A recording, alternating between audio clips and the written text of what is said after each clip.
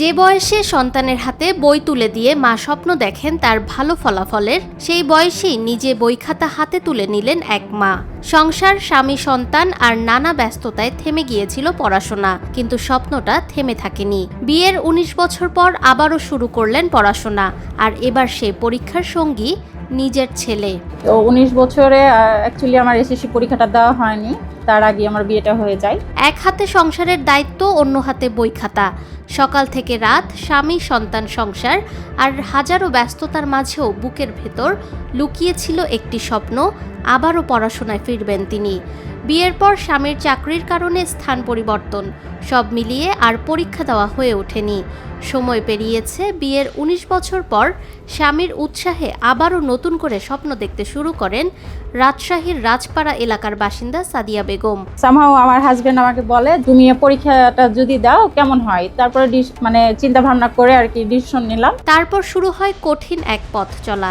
সংসারের কাজ শেষ করে পড়াশোনা, সন্তানদের দেখাশোনা সবকিছুর পাশাপাশি নিজের পড়াশোনাও চালিয়ে যান তিনি।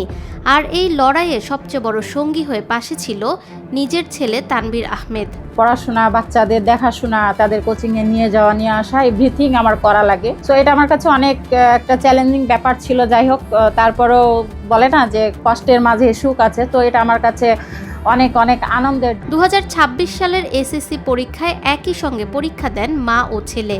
সাদিয়া বেগম পরীক্ষা দেন রাজপাড়া আদর্শ মহিলা টেকনিক্যাল অ্যান্ড বিএম কলেজ থেকে, আর তার ছেলে রাজশাহী শিক্ষা বোর্ড সরকারি মডেল স্কুল অ্যান্ড কলেজ থেকে বিজ্ঞান বিভাগ থেকে পরীক্ষায় অংশ নেয়। পরীক্ষার প্রস্তুতি থেকে শুরু করে পরীক্ষার হল, প্রতিটি ধাপেই ছিল অন্যরকম এক অনুভূতি। একই সময় পড়ার টেবিলে বসা, একই দিনে পরীক্ষার কেন্দ্রে যাওয়া, মা ছেলের এই যাত্রায় ছিল উৎসাহ, ভালোবাসা আর প্রতিযোগিতা। আমার আম্মু আমার পড়ালেখার সময় অনেক টেক কেয়ার করেছে, আমার যত্ন নিয়েছেন, যখন যেটা খেতে চেয়েছি বানিয়ে দিয়েছেন। অবশেষে ফল প্রকাশের পর দেখা গেল মা ও ছেলে দুজনেই অর্জন করেছে GPA 5। রাজশাহীর সাদিয়া বেগম ও তার ছেলে তানভীর আহমেদের এই গল্প যেন প্রমাণ করে স্বপ্ন পূরণের কোনো বয়স নেই। দীর্ঘ এত বছরের বিরতির পর শিক্ষা জীবনে ফিরে মায়ের এই সাফল্য যেন ছাপিয়ে গেল সব প্রতিকূলতাকে। মা ও ছেলের এই সাফল্য শুধু GPA 5-এর গল্প নয়, এই গল্প একজন মায়ের অসমাপ্ত স্বপ্ন পূরণের। এই গল্প প্রমাণ করে শিক্ষার কোনো বয়স নেই, আর স্বপ্ন পূরণেরও কোনো নির্দিষ্ট সময় নেই। আমি অনেক গর্বিত যে আমি আর আমার আম্মু এসএসসি 26-এ পরীক্ষা দিয়েছি এবং দুজনেই GPA 5 পেয়েছি, এই জন্য আমি অনেক গর্বিত। ফাহমিদা বিনতে আনোয়ার, নিরপেক্ষ।